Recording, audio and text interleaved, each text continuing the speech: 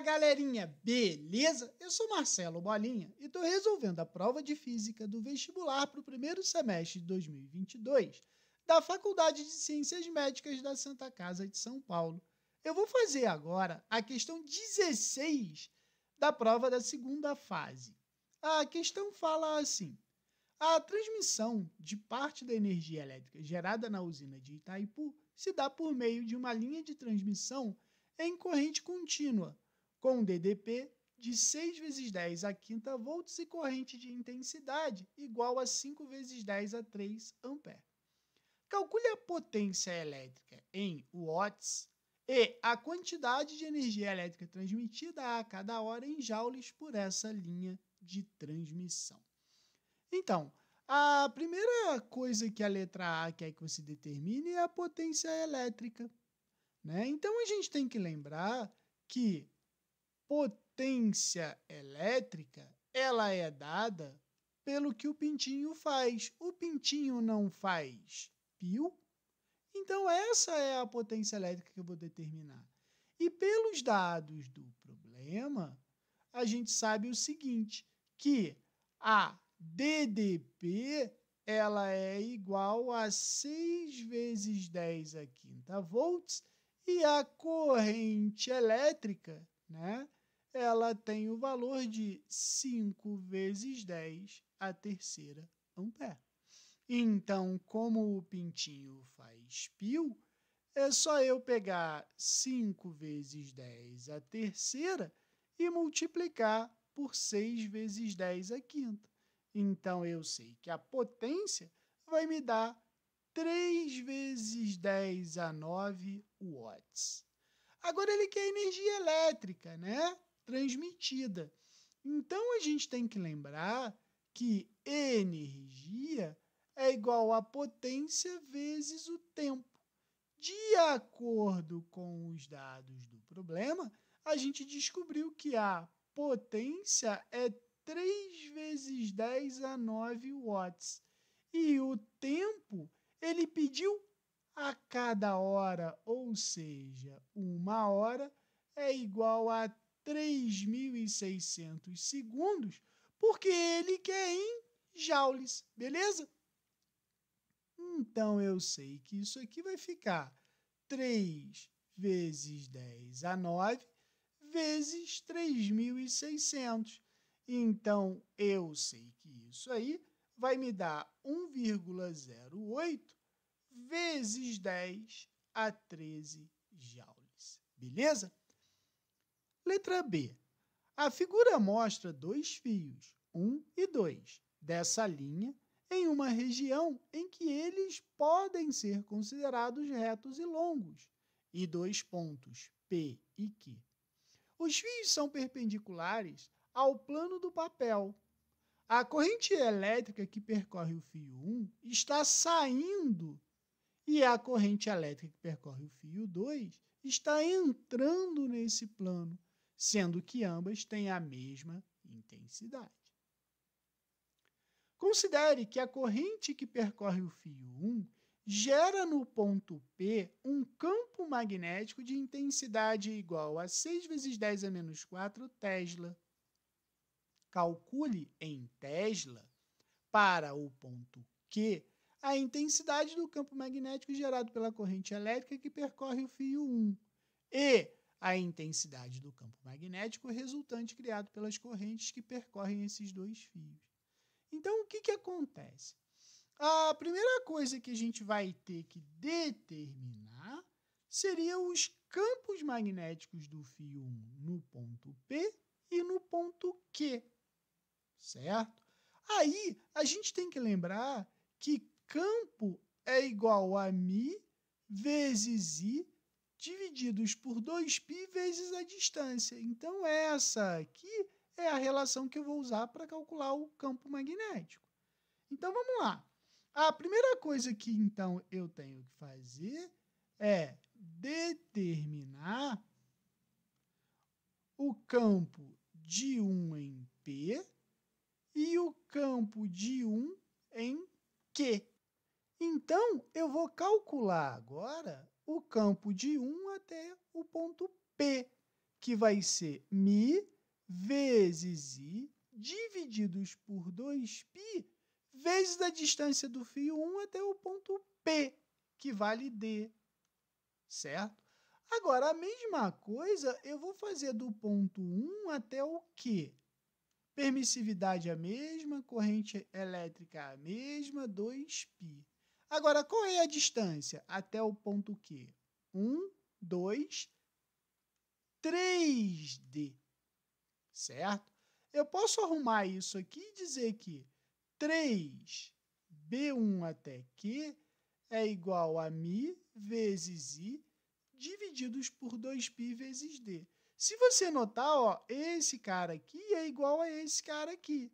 Então, eu posso dizer que o B1P ele vai ser igual a 3 vezes B1Q. Só que o problema falou o seguinte, ó, que o fio 1 gera no ponto P um campo magnético de intensidade 6 vezes 10 a menos 4 Tesla. Ou seja, o B1P vale esse valor. Então, eu sei que o B1P ele vale 6 vezes 10 a menos 4 Tesla.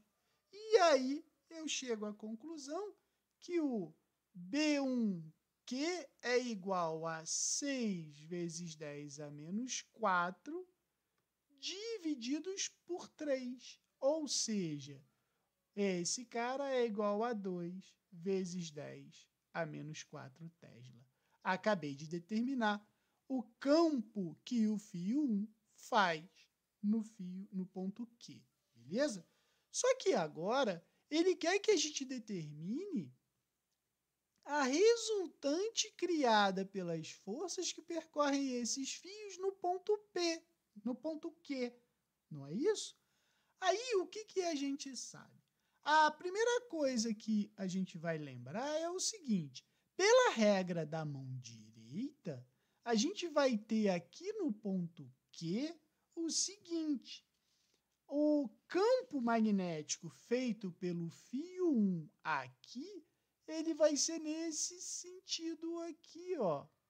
Então, esse aqui vai ser o B1 em Q. E como o fio 2, a corrente está ao contrário, a gente vai ter para cá, né, o nosso B2 em Q.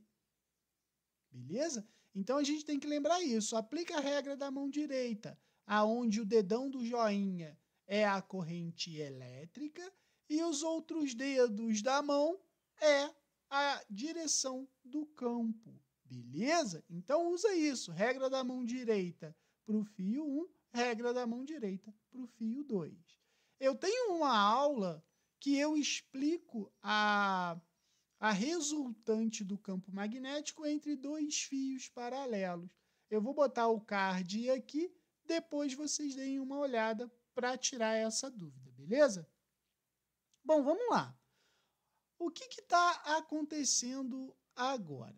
Se a gente for pensar como a distância entre o fio 1 e o ponto P e o fio 2, né, ó, o fio 1 e o ponto P, o fio 2 e o ponto P é a mesma, a gente pode afirmar que o campo de 1 em P é igual ao campo de 2 em P.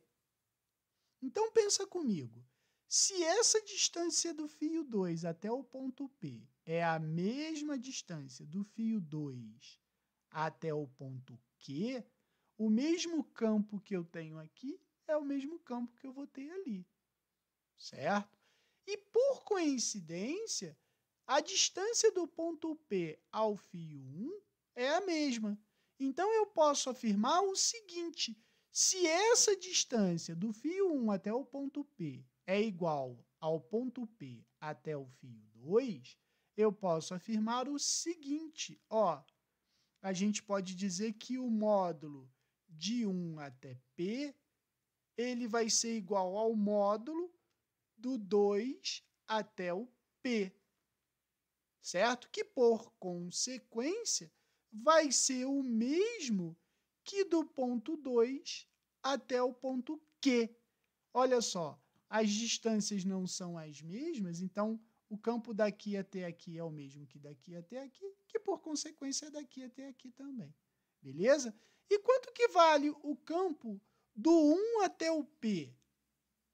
Ah, bola, do 1 até o P, o problema disse que vale 6 vezes 10 a menos 4 Tesla. Legal. Então, a gente pode dizer o quê? Que a resultante dos campos, ela vai ser feita de que forma?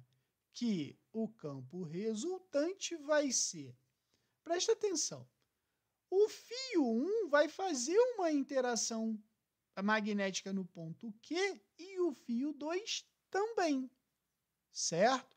Então, olha o que eu vou fazer. Eu vou dizer que o campo de 2 em Q menos o campo de 1 em Q vai ser o campo resultante. Só que a gente sabe que o campo resultante vai ser quanto que vale o B2 em Q? A gente acabou de afirmar que ele vale 6 vezes 10 a menos 4 Tesla. Menos, quanto que é o 1 em Q? A gente calculou que o 1 em Q vale 2 vezes 10 a menos 4. Então, ele vale 2 vezes 10 a menos 4. Então, eu sei que o campo resultante vai ser o quê? 4 vezes 10 a menos 4 Tesla. Beleza? Qualquer dúvida, deixe nos comentários que eu te respondo. Abraço.